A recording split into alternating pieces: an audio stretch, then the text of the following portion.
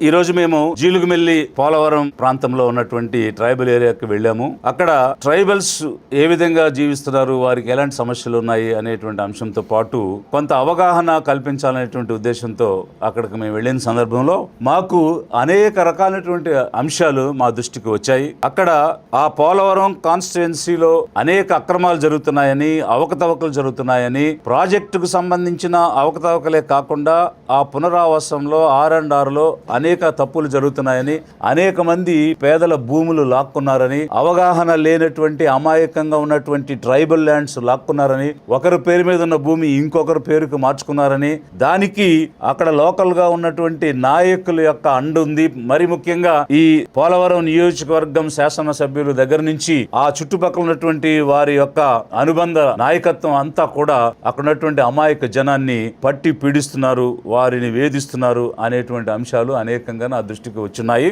మరి ఈ సందర్భంగా ఈ గుంపు ప్రభుత్వానికి, తెలుగుదేశం, జనసేన, బీజేపీ గుంపుకి, అక్కడ ఉన్నటువంటి రాజకీయ నాయకులకు నేను స్పష్టంగా చెప్తూ ఉన్నాను, మీరు షెడ్యూల్ ట్రైబ్స్ అక్కడ జీవించే వారి జీవితాలతో మీరు ఆడుకోవద్దు.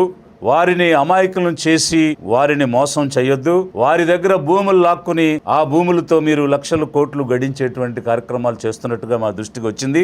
Liberation Congress party schedule tribes కి అండగా నిలబడుతుంది. పేదవాళ్ళు ఎక్కడుంటే, సామాన్యులు ఎక్కడుంటే, ఎవరికి ఎలాంటి నష్టం జరిగితే, ఎవరికి ఎలాంటి అన్యాయం జరిగితే ఆ అన్యాయాన్ని ఎదిరించి వారి తరపున పోరాటం కోసమే లిబరేషన్ కాంగ్రెస్ పార్టీ పనిచేస్తుంది. అది ఎస్టీలైనా ఉంటుంది, ఓబీసీలైనా ఉంటుంది, మైనారిటీలైనా ఉంటుంది, ఎస్సీలైనా ఉంటుంది, ఓసీ పేదలైనా కూడా ఉంటుంది.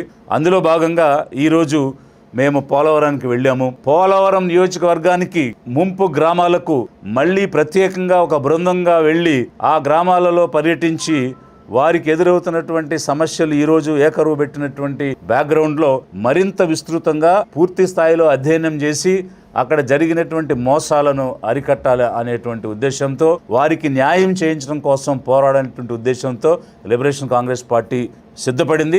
మేము రెడీగా ఉన్నాము. ఇదే సమయంలో ప్రభుత్వానికి కూడా హెచ్చరిక చేస్తున్నాం. ఏమిటంటే, జస్ట్ 10,000 కోట్లతో ప్రారంభమైన అంచనా ఈరోజు 55,000 కోట్లకు పెరిగింది పోలవరం నిర్మాణం అనేటువంటి అంశం. అది ఒక ప్రెస్టీజియస్ ప్రాజెక్ట్. ఈరోజు ముఖ్యమంత్రిగా ఉన్న చంద్రబాబు నాయుడు గారు, నేను అర్ధరాత్రి కలగన్నాను, పోలవరం నిర్మించడం నా కళ, నా కళని సాకారం చేసుకోవాలని అనేక ప్రగల్భాలు పలుకుతూ ఉంటారు. ఒక హారంగా తయారు చేయాలంటే దారం కావాలి. ఆ దారమే పోలవరం. తెలుగు తల్లికి ఒక మణిహారం. నా జీవితానికి సార్థకత రావాలని ఆలోచించా. పోలవరం కోసం కష్టపడ్డా, కలలు కన్నా, రాత్రింబగుళ్ళు ఆలోచించా. వాస్తవంగా స్వతంత్రం రాకముందు మెడ్రాస్ ప్రెసిడెన్సీలో 1941లో, 1947లో మనకి ఇండిపెండెన్స్ వచ్చింది. 1941లో మెడ్రాస్తో కలిసి ఉన్న రాష్ట్రంలో మెడ్రాస్ ప్రెసిడెన్సీలో గోదావరి నది మీద పోలవరం వద్ద ఒక ప్రాజెక్టు నిర్మాణం చేస్తే లక్షల ఎకరాలకు సాగునీరు వస్తుందని మొదట కాన్సెప్ట్ తయారైంది అక్కడ. అప్పటికి మీరు ఇంకా తల్లి గర్భంలో కూడా రాలేదు. కానీ నేను కలగని ఈరోజు పోలవరం నిర్మించానని చెప్తున్నారు. సరే చెప్పుకోండి, అది మీకు అలవాటు. సెల్ ఫోన్ మీరే కనిపెట్టారు, సత్యనారాయణ మీరే CEO చేశారు. వాటి గురించి నేను ఇప్పుడేం మాట్లాడను. కానీ బట్ పోలవరం అనేటువంటి అంశం మీద మీకు చెప్పాలనుకునేది ఏమిటంటే, 2027కి మేము ఈ నిర్వాసితులకి పునరావాసం కల్పిస్తామని చెప్తున్నారు. ఇప్పటికీ 2 దశాబ్దాలు అయింది. 2 decades, 20 years దాటిపోయింది పోలవరం నిర్మాణం మొదలై. మొట్టమొదట యాక్ట్ ఏం చెప్తుంది? భూమి తీసుకున్న 18 నెలలకి వీళ్ళకి పునరావాసం కల్పించాలని చెప్తుంది.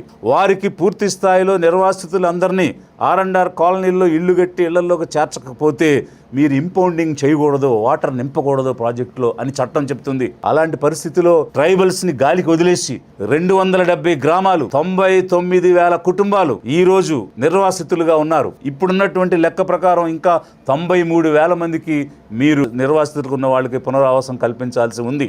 అలాంటిది చేయకుండా హడావుడిగా మీరు ప్రాజెక్టులు నిర్మించి నీళ్లు పెట్టినందువల్ల ఎలాంటి ప్రయోజనం లేదు. ఈ గుంపు ప్రభుత్వాన్ని లిబరేషన్ కాంగ్రెస్ పార్టీ నుంచి హెచ్చరిక చేస్తున్నాము. షెడ్యూల్ ట్రైబ్స్ తరపున మీరు నిర్వాసితులకు ఇవ్వాల్సినటువంటి పునరావాసం మీద ప్రత్యేకమైనటువంటి శ్రద్ధ పెట్టండి. వార్ ఫుటింగ్ బేసిస్ మీద వారికి R&R ఇవ్వాలి. అదే సమయంలో అవకతవకలు అరికట్టండి. మీ శాసనసభ్యులు, మీ రాజకీయ నాయకులు, మీ హెంచ్మెన్ అక్కడ ఉండి వాళ్ళని భయభ్రాంతులు గురి చేసి బలవంతంగా భూములు లాక్కోవటమే కాకుండా పరిహారాలు కూడా తప్పుడుగా ఇస్తున్నారు. అసలైనటువంటి గిరిజనులు భూములు తీసుకుని పరిహారం ఇవ్వకుండా గిరిజనేతరులకు పరిహారం ఇచ్చారని దేవిపట్నం పోలీస్ స్టేషన్ లో 19 కోట్లకు పైనే ఆ విధంగా చెల్లించారని కేసు కూడా నమోదైనటువంటి విషయం మీకు కూడా తెలుసు. కాబట్టి అవినీతిని అరికట్టండి, అరాచకం అరికట్టండి, షెడ్యూల్ ట్రైబ్స్ కి న్యాయం చేయండి. లిబరేషన్ కాంగ్రెస్ పార్టీ వారికి తోడుగా ఉన్నది.